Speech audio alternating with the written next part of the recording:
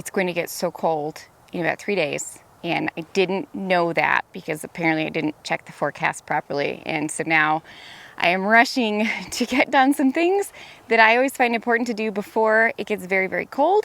And I'm gonna walk you around and show you what those things are here at the flower farm. By the way, I'm Bree from Blossom and Branch. Hi, let's go.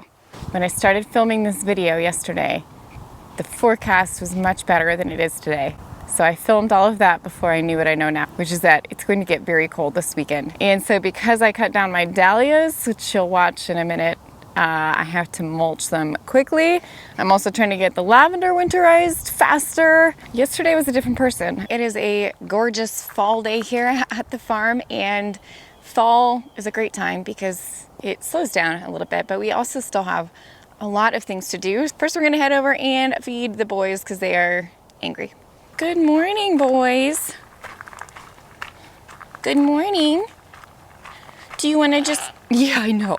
So in the fall, I actually try to not feed them much grass. And we do have grass here that we stock up for the winter and fall because there's not as much around for them to eat. But here in the fall, they actually like to eat leaves. So that's a great thing because there's no shortage of those. So you can see they go right out and they start nibbling leaves off the ground. All right, I'm going to dump a load of dirt and grab my tractor out. This year we're using our tunnel as a storage for our tractor because we're not here on site with our house project. We'll give you a quick update on that here in a second too.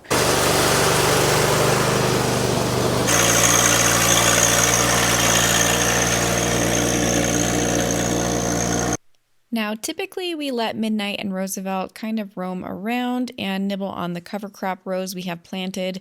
They're pretty good about just eating what we want them to. Of course, sometimes they get into the roses and dahlias. Right now, we've had them back here grazing on some smooth brome, trying to get this invasive grass out. So I'm going to try to move this electric fence up to the front so that I can get them to eat down the perennial rye that's growing in between the lavender rows, but moving this fence by myself is always a real pain, as you can see. Okay, I now have my fence set up. It's always a pain moving the fence by myself because it just gets tangled up in all the twigs and it's just big and kind of unwieldy, but it only took me about half an hour to undo it over there, redo it over here, and then I've set up a electric fence. So this is portable.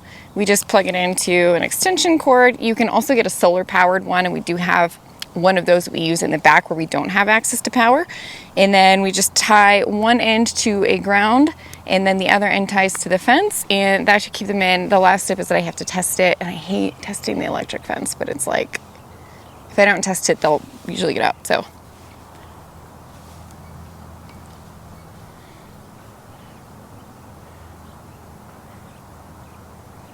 Oh, yep, it's working. All right, now we have to get the sheep in here. This is the other hard part. Note to self, unplug the fence before you get the sheep in. Every time I forget to do this, and then I shock the heck out of myself. All right, unplug, and then put the sheep in, then replug. I'm learning. The treat's inside. We lift it up. Okay, go in. Roosevelt, go that way. Yep. All right, now they can safely graze. All right, I am going to go back and harvest some zinnia seeds for saving seed, and then once these guys have worked on this, we'll give them a few hours and see how much they can get done, and then we'll come back. All right, so here we are in the zinnia row, and you can see our zinnias have been hit with just a light frost. They haven't been fully killed back because there's still green growth happening. What I am going to do is I'm going to go through and gather up the heads of the seed pods. So even though I don't have time right now to go through and save all these seeds, I will later.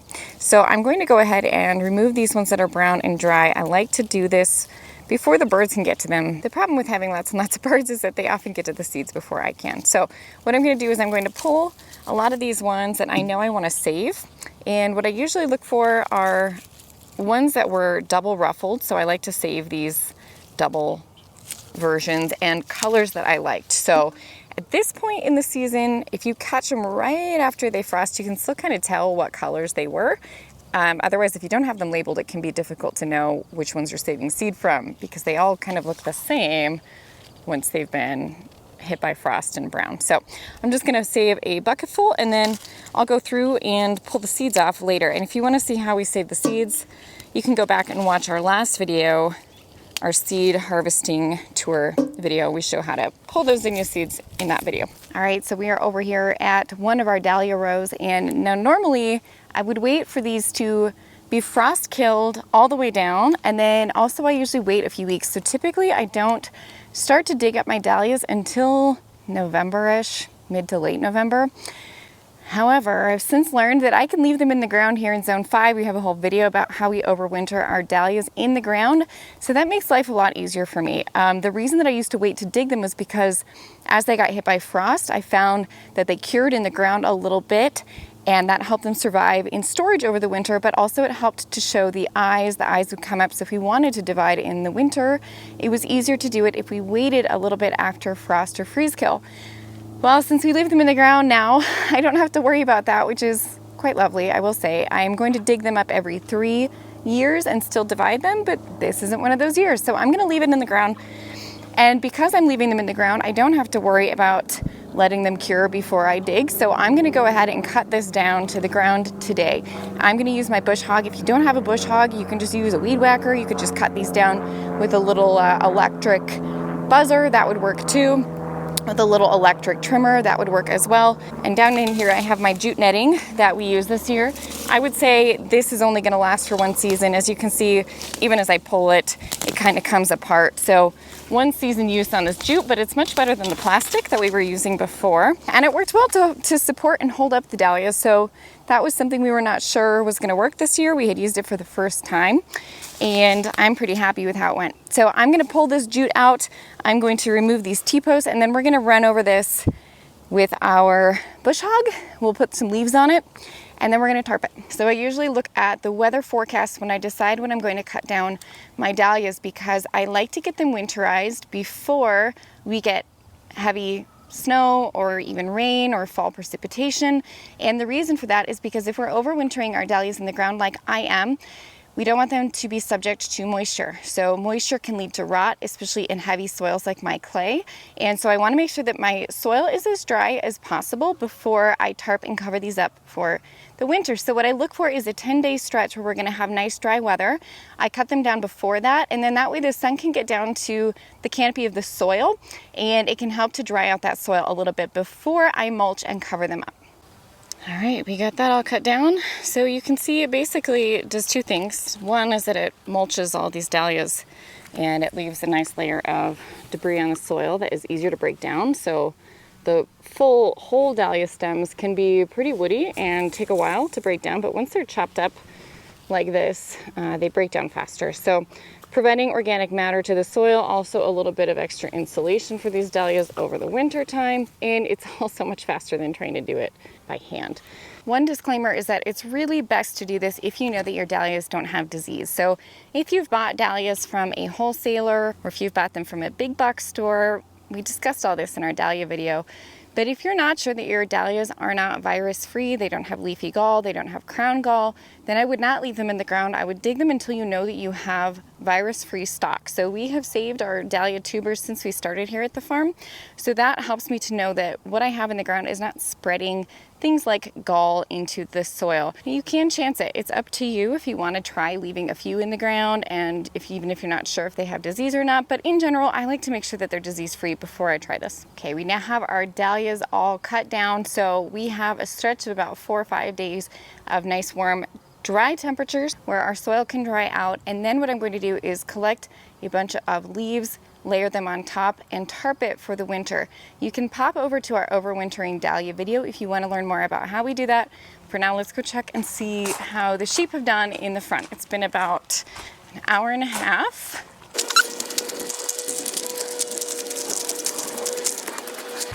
Let's go take a peek inside the house while we're at it. So you can see the progress. So we've got all of our asbestos mitigated. So this is where that stairway used to be. You'll remember our little death trap mudroom here. So the wall's now gone. This wall is gone that used to be in the kitchen. And it's really nice. And it's really bright and airy in here. So I'm really looking forward to, we're gonna take out this whole center next, put in a support beam, and then this back wall goes. But for now, we'll check on the sheepies. Hi, how you doing? Roosevelt, you got a mouthful. You're doing a very nice job. It's a very nice even cut. So sheep are great if you're considering sheep versus goats. Sheep are really great lawnmowers. This is kind of what they're meant to do, which is graze the top part of the grass. They really don't pull out the roots. They don't eat the trees. You can see they're completely leaving the lavender alone. So they're real good little lawnmowers. This area will take them to do a good job, probably about 4 hours. In the meantime, my lovely neighbor Adrian dropped off a nice pile of wood chips for us, and we're going to use these to winterize the lavender. Now you might be asking, if your lavender survived last year in a very cold winter, why are you going to winterize it this year? And I'm not arguing with that. That's valid. But what happened last year was we had a lot of dieback on the lavender. So it looks fine right now. It's taken all season to kind of get back to where it was. And so even though the lavender survived, it really had a lot of dieback and it grew back in kind of unevenly. I really want to support this lavender this year over the winter so that the whole plant is able to come back and regrow faster and bigger in the spring. So in order to do that, we're going to go ahead and mulch. We're going to mulch around the lavender just to help give it a little bit of extra insulation over the winter. It's also going to help keep them a little bit drier. So because we have heavy clay soil up here, by piling some wood chip mulch up and around, a lot of people think that that holds in moisture, which it can. If your ground is already wet, wood chips definitely can help hold in moisture, but they also can do the opposite, which is if we're getting precipitation and we have wood chip mulch down that's thick enough, it can also keep some rain from getting down to the soil depending on how thick it is. But again, I'm doing this after a dry stretch. If it had just rained or if we had just gotten snow, it would probably be a bad time to mulch it because that would hold the moisture in the soil. I hope that makes sense. So tomorrow I'm going to put the sheep back out in the lavender field and let them finish up grazing down the rye. Then we'll pop back in and mulch over the lavender. Now comes the hard part, which is trying to get them back into their coop, their sheep coop. It's really a barn, but we've always called it a coop because we turned a chicken coop into a sheep barn. So first we unplug so we don't shock ourselves. And then we see if they're gonna follow us or not. You guys gonna follow me? And then you gotta act real excited or else they won't follow you. All right, come on boys, come on. Yes, success. Good boys, come on. Yeah, come on. Hey pup, you laying in the blue grandma? This is soft. We've got our native grass here that's growing in between our peony rows, and you'll see we cut down our peonies this week. So we do cut them down every year. It's best to do that just because they can have things like powdery mildew, and so we want to make sure that we don't let that spread in the soil, and that's why we cut down those peonies every year. And in between we've got our blue grandma and our Bailey pup. Hey girl. So I've gone ahead and mulched most of the lavender. I'm in a bit more of a time crunch now than I was before. Normally I'd want to wait for a hard freeze to hit these, but because we're getting a hard freeze and then immediately right into a string of very cold temperatures, I'm going to go ahead and do it now. Sometimes you just have to make those calls. Now, if you're in a more humid climate than I am, and say you get more than 18 to 20 inches of rain per year or precipitation, then you might not want to mulch your lavender because it can create moisture issues, but we're pretty dry here. We've always had our lavender mulch with wood chips, and actually last year we got a lot of rain and the lavender really didn't seem to mind it. So just use your judgment. If you're in a wetter climate, you can use rocks or things like that. In more northern extremes, it can be a really good idea to mulch it. Even though we grow a cold hardy variety called Phenomenal, we're right on the border of what it's considered hardy to, so I'm gonna go ahead and mulch them. So the first thing that I'm doing is I'm just quickly throwing mulch along the top. This because I'm kind of in a hurry. And so I'm just taking handfuls and doing this. A few good handfuls per lavender. And then I'm really making sure that I'm bringing it up and around the base of the plant, because what happens here in Colorado is that we get really cold winds coming in from the west. And those cold winds blowing up and into the root zone are what causes a lot of our dieback. So I'm gonna leave just a light cover of mulch all over the whole thing, and also make sure that I'm getting it in and up against the root zone. Now you'll remember that we cut back this lavender after bloom, so in midsummer. I don't do another winter prune on the lavender. I like to leave a lot of the lavender in place because it actually creates insulation for the deepest part of the plant. So we only prune in that midsummer time. And now at this stage, we let leaves and the mulch kind of gather up around the plant, and the plant itself serves as a little bit of insulation for itself. Now in the spring, we will clear away a lot of this mulch before we start getting spring rains, and to let it warm up and let the soil warm. So we just leave this in place until late winter, early spring. So now we have most of our lavender done and mulched. So now what we're going to go ahead and do is we're going to turn our attention to the dahlias, and I'm going to try to get a cover on most of that. So I'm going to go ahead and use the tractor to scoop up a lot of this mulch. We haven't gotten that many leaves yet from our leaf donation. So usually I prefer to use leaves on annual crops versus using wood chips. But even though dahlias are technically an annual in my zone, we're going to use wood chips because we're leaving them in the ground for a couple of years. So we'll do wood chips, and then we're also going to do a layer of leaves on top of that just for extra insulation. All right, so because I'm in a hurry before it gets cold and wet, I'm using the green machine, the John Deere, to help me get the rest of this mulch scooped, put on the dahlia rows. Now the mulch isn't gonna be as thick as I normally would want it, but we can go ahead and add leaves on top of that. This is just to keep it protected during this first extended freeze that we're getting.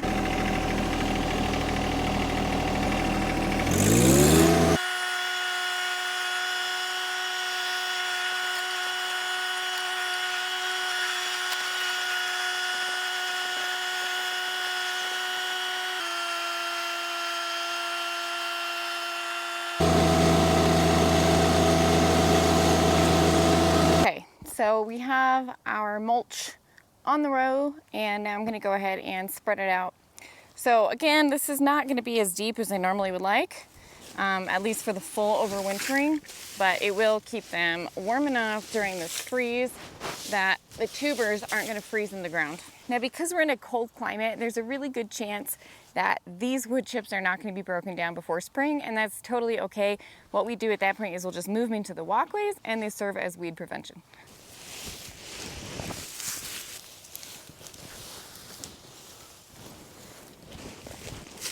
Here you can see we've applied the first layer of leaves to the other row. So we did just have someone drop off some leaves as part of our neighborhood leaf drop-off program. And so we use those.